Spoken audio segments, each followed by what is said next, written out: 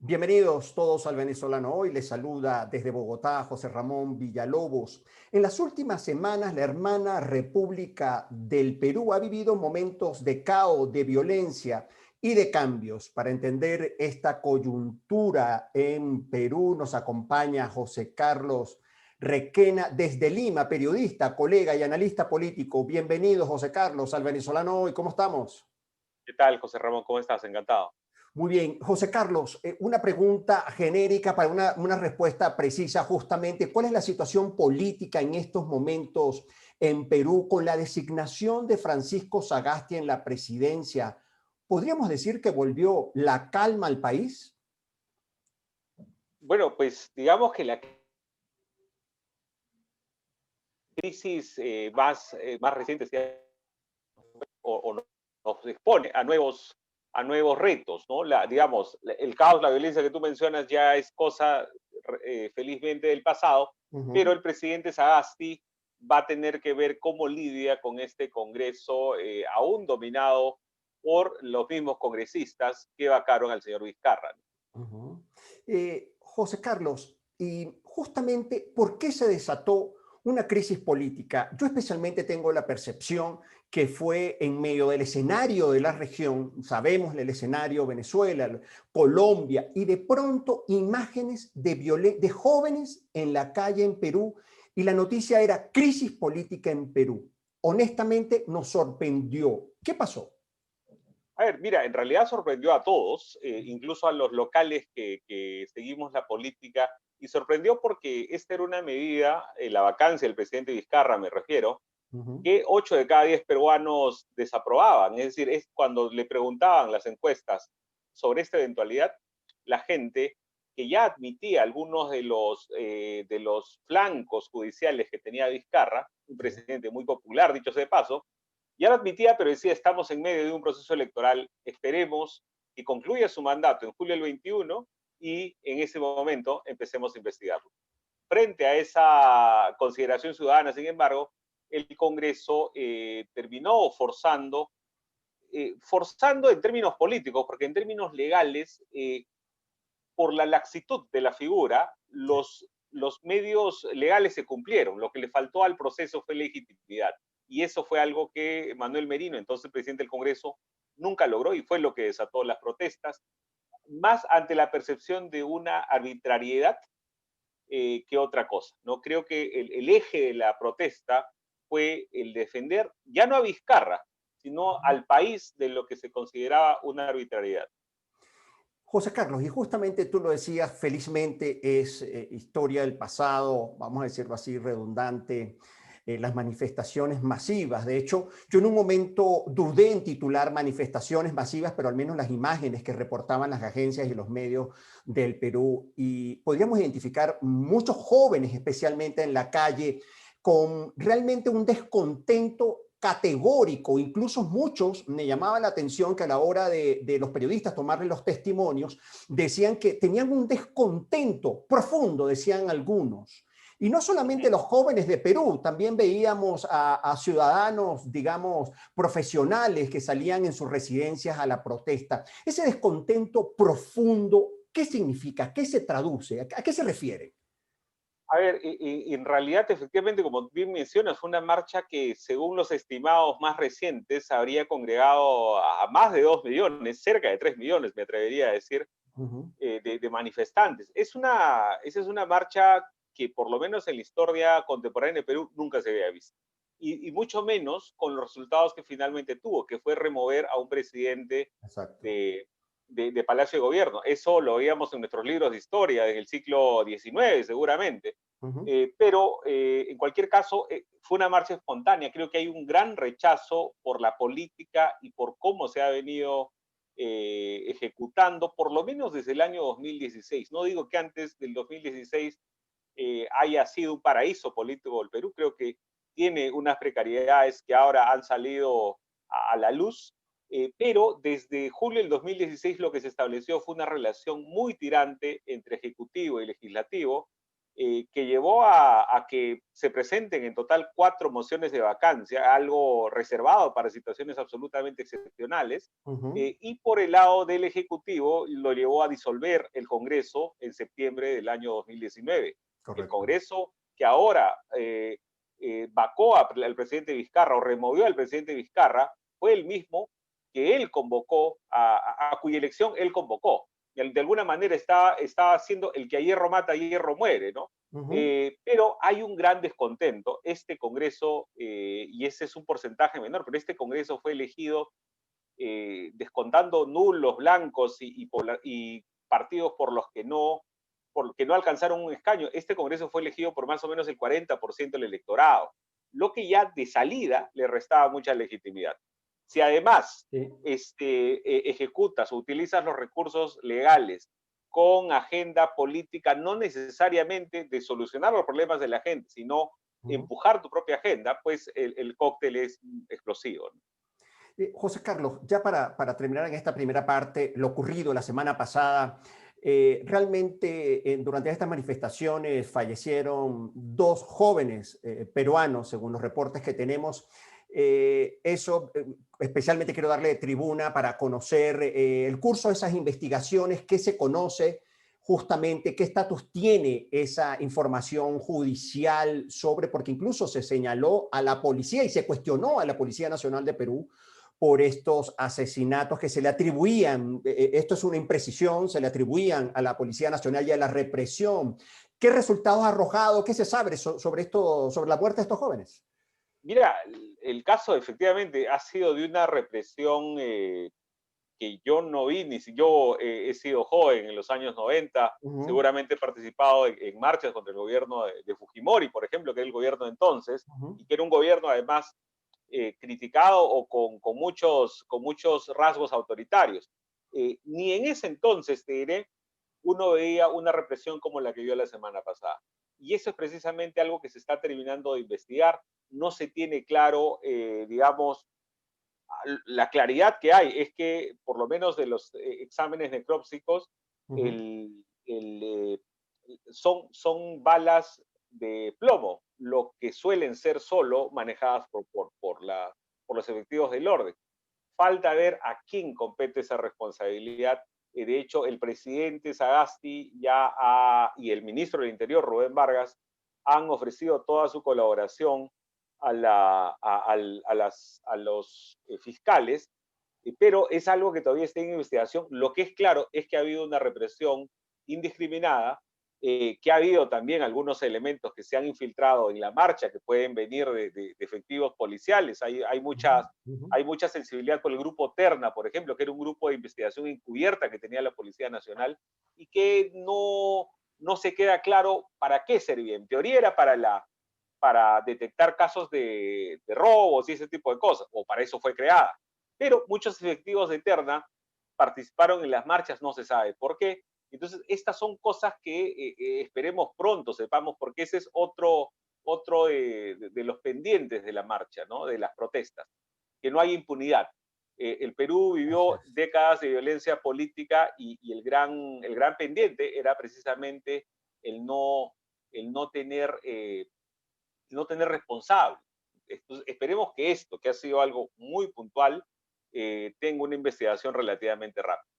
José Carlos, tú mencionabas a propósito de las manifestaciones infiltrados y sabes que hay una tendencia en la región, especialmente en las Américas, de darle lectura a estas manifestaciones desde la situación en Venezuela, desde la influencia del régimen Castro chavista en Venezuela. ¿Se asomó en algún momento si detrás de estas manifestaciones está la mano de Nicolás Maduro? Mira, estando Venezuela en una situación en la que ya no está, o sea, Ujú, yo te diría que hace 3 o 4 años una acusación de esa naturaleza seguramente no hubiera tardado en llegar. ujú, Esta vez no, pero siempre hay ese temor cuando ven a manifestantes en atribuir esas marchas a una retórica, una plataforma de izquierda. Acá era una plataforma mucho más plural, que ujú, tú has mencionado jóvenes, pero también habían cacerolazos por ujú, lo menos en Lima, ujú, que es la capital y fue el epicentro político de esto. eh, hubo también protestas desde las casas, los famosos cacerolazos, que la gente salía a sus ventanas, a sus balcones, Ujú. a hacer sonar sus ollas, ¿no? Entonces, no ha habido, te decía, una acusación para atribuir al gobierno venezolano algo así, y más bien lo que hubo en algún momento fue un temor de que el breve gobierno de Manuel Merino, que estaba siendo un poco forzado y que además uno de los elementos que tenía era la represión, hubo en algún momento el temor de que un eventual gobierno de Merino se convierta en una suerte Sí. de chavismo de derecha, si se quiere. Ujú. este, pero en cualquier caso fue por ahí donde cuando el fantasma venezolano, si quieres, Así es. asomó.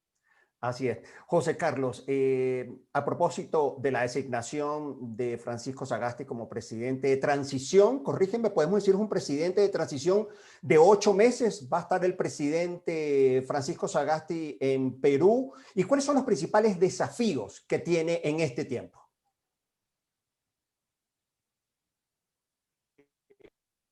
El presidente Sagasti va a estar 8 meses en el cargo. Sí. Eh, en tal sentido, es una transición, es un tránsito. Lo que no queda claro es que es una transición política. La transición de Fujimori a Paniagua fue la transición de un régimen autoritario a uno que se buscaba o aspiraba a ser democrático. Ahora estamos yendo de una democracia imperfecta a otra seguramente perfeccionada, pero Ujú. no se sabe bien con qué elementos. Las manifestaciones han abierto un debate sobre la necesidad o no, por ejemplo, de cambiar o reformar la Así es. Constitución. Eso es lo que falta ver hacia dónde vamos. Yo pensaría que es un gobierno de tránsito más que de transición. Sí, pero justamente ayer en las declaraciones que se publicaron varios medios en América Latina, el presidente Sagasti decía que, bueno, que eso no le va a corresponder a él, digamos, que él un poco en esa transición plantea la modificación de la constitución peruana, más no una reforma constitucional total y completa, pero ¿está realmente en la agenda del debate de estos próximos meses, según tus criterios, la reforma de la constitución peruana? Mira, ayer el secretario nacional del Acuerdo Nacional, Ujú. Max Hernández, se refería a este momento como un momento instituyente, como un Ujú. momento de instituir una agenda, más que un momento constituyente, ¿no? Entonces, Ujú. yo creo que estamos en un momento de pensar el pacto político en el que la democracia peruana se asienta. No creo que necesariamente sea un momento para cambiar la constitución. Creo que digamos, esta era una plataforma que sobre todo empujaban las fuerzas de izquierda para cambiar el modelo económico, al que llaman neoliberal, a Sí. una economía básicamente de mercados, y las fuerzas más conservadoras que pedían cosas como el retorno de la pena de muerte de la constitución peruana. Entonces, ¿cómo se concilian estas agendas? Es lo que hace falta ver. Digamos, en el debate público yo te diré que sigue siendo una agenda aislada, Sí. aunque esto puede crecer con los meses y puede crecer porque le pones más temas a la agenda, ¿no? Sí. José Carlos, ayúdame por favor a repasarle a nuestra audiencia del venezolano hoy. En el mediano plazo, el presidente Sagasti debe entonces organizar elecciones libres y transparentes en el Perú. En abril, ayúdame en este momento en tu respuesta a precisar, y el nuevo presidente asumiría, entiendo, en julio de 2021. Sí, efectivamente, y esa era parte de la discusión. Ya estábamos inmersos desde agosto en un proceso electoral convocado. De Ujú. hecho, para el fin de semana que viene tenemos las elecciones primarias, Ujú. y el proceso electoral toma primera vuelta el 11 de abril del año 21, Ujú. donde se elige el Congreso y los protagonistas de la segunda vuelta electoral siempre suele haber segunda vuelta. Este, y la segunda vuelta toma lugar en junio, perdóname, el primer domingo de junio generalmente, Sí. y en julio, el 28 de julio, que es nuestro bicentenario además, asume el nuevo presidente. Hay más de 20 candidatos ya en la palestra. Esto también ha removido la agenda electoral, y seguramente recién hacia febrero o marzo podremos tener mayor claridad de cuáles son esos rostros que podrían ir a la segunda vuelta. José Carlos, escuchándote, realmente no me atrevo a decir que pasó el temblor en Perú, porque justamente conversábamos con unos colegas en un café muy temprano esta mañana en un programa de radio y yo manifestaba que te tenía pues como invitado, eras mi invitado en el Venezolano y dice, bueno, ya pasó el temblor en Perú, fue algo inesperado, por suerte fue un ciclón momentáneo, pero los desafíos son enormes, José Carlos. Sí, sin duda, y por eso te decía que digamos, el caos ha pasado. Uh -huh, Lo que viene es cómo el presidente Sagasti, una persona de 76 años, de reciente filiación política, uh -huh. una persona de figura más académica, más de un respeto patriarcal, patricio, si quieres, va a lidiar con un Congreso complicado. El primer paso es el voto de investidura. El gabinete que él ha nombrado tiene que acudir al Congreso entre los primeros 30 días, presentar su plan de trabajo, y el Congreso tiene que aprobar ese plan de trabajo. Entonces, ese va a ser el primer escollo.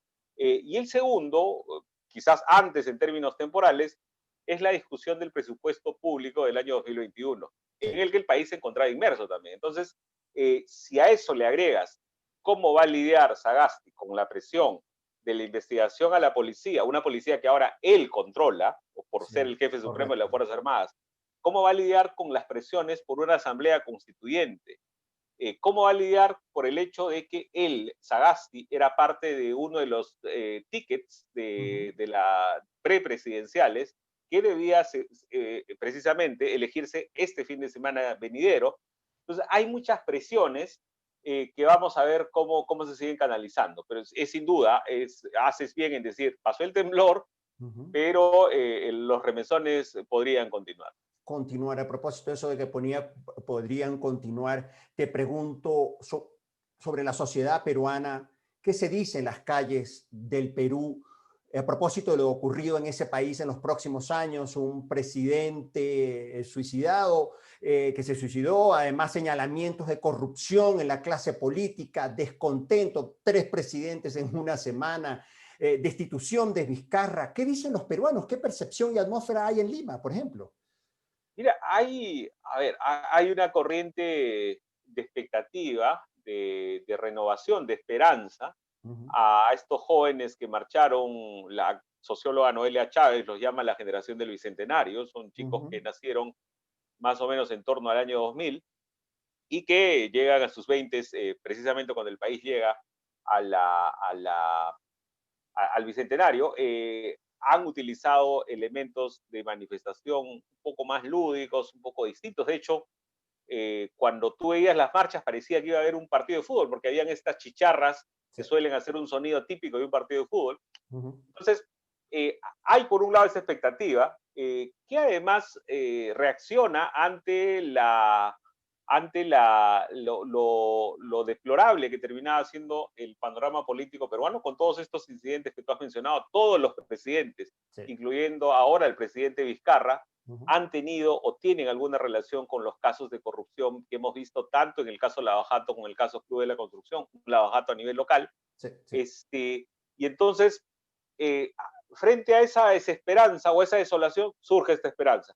Pero también los hay, los más escépticos, que ven en esta manifestación básicamente algo juvenil, que va y básicamente continuamos con lo mismo, al haber opciones muy acotadas. Por ejemplo, esta elección te decía, tiene más de 20 candidatos, lo que te habla de la precariedad del sistema ujú, político, y ya no puede haber más. Es decir, de este menú es del que vamos a tener que escoger.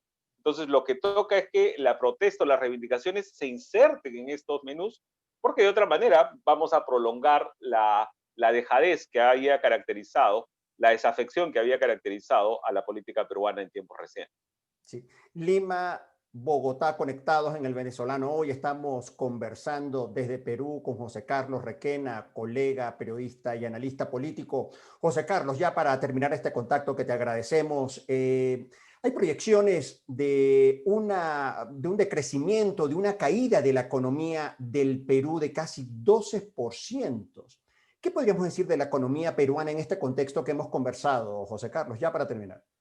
Bueno, ese es precisamente otro de los desafíos que tendrá que enfrentar Sagasti. Ha nombrado al frente del Ministerio de Economía y Finanzas a Waldo Mendoza, un economista que viene del Consejo Fiscal, un ente autónomo, que veía con mucha preocupación la ampliación del déficit fiscal y precisamente Mendoza ya ha dicho que seguramente el Perú acudirá a préstamos externos para no complicar la liquidez que tiene el Estado peruano. Entonces, es claramente el cierre por la pandemia que experimentó el Perú, uno de los más duros que ha experimentado, que se experimentó en la región, golpeó severamente a la economía. La economía se ha venido recuperando lentamente, aunque de manera más promisoria de lo que los observadores económicos avisoraban. Sin embargo, vamos a ver, seguramente van a tener que haber muchos ajustes, seguramente van a tener que haber serias mejoras en el Estado para poder hacer algo llevadero. Creo que a Mendoza y a Sagasti les va a tocar básicamente administrar la escasez o el golpe que va a tener la economía peruana, que como te digo, se ha venido recuperando mejor, pero sin dudas las cifras no son alentadoras, sobre todo considerando lo que había sido el país en tiempos recientes. Porque justo la pandemia leíamos que en Perú ha golpeado fuertemente, José Carlos, ¿no? Muy fuertemente, tanto en el frente sanitario. En Perú se Ujú, estima que eran más o menos 35.000 fallecidos en cifras oficiales, que ujú, sin embargo los expertos indican que lo más realista es triplicar esa cifra. Es, en consecuencia, uno de los países más golpeados de la región y del mundo. sí. Eh, y en términos económicos, el gobierno de Vizcarra decretó un cierre, digamos, en la práctica, un cierre total de la economía todo Ujú. el mes de marzo, un cierre menos severo en abril, pero hasta julio hemos estado con la economía funcionando solo parcialmente. Eso ha tenido un golpe severo en la actividad económica, sectores en los que antes habían tenido mucha liquidez, mucha fluidez o mucha actividad, Ujú, como la construcción, el turismo, la gastronomía, han sido muy golpeados. Ha habido muchas pérdidas de empleo. El ujú. Perú tiene una economía informal, altamente informal. Se estima que el 70% de la economía es Wow, informal. wow. Eso seguramente va a incrementarse con el golpe económico que hemos tenido. En consecuencia, es una situación muy compleja la que va a experimentar primero Sagasti y luego quien lo suceda. Ya última pregunta, José Carlos. Ahora sí, ¿qué podemos esperar para los próximos días en el Perú?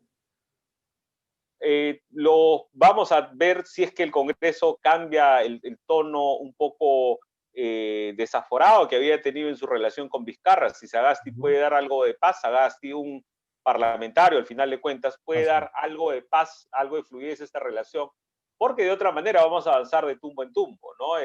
Yo creo que la relación que se establezca con el Parlamento, donde además hay muchos intereses personales, Ujú. de partido, de negocios, va a ser clave, ¿no? Entonces, quizás ahí lo sensato sea aislar a estos grupos que tienen intereses fuera de los intereses nacionales y poder trabajar con los demás y poder llevar una agenda mínima que sea básicamente elecciones y pandemia tanto en lo sanitario como en lo económico. José Carlos, en nombre de todo el equipo del Venezolano Hoy, queremos agradecerte muy sinceramente que hayas concedido este tiempo para compartir con nosotros. Aprovecho este contacto que tú estás en Lima para enviarles saludos especiales a todos los compatriotas venezolanos en Perú, que sabemos que es una comunidad numerosa, y naturalmente también un abrazo especial a todos nuestros hermanos del Perú. Muchísimas gracias, José Carlos. Hasta pronto. Hasta pronto, gracias.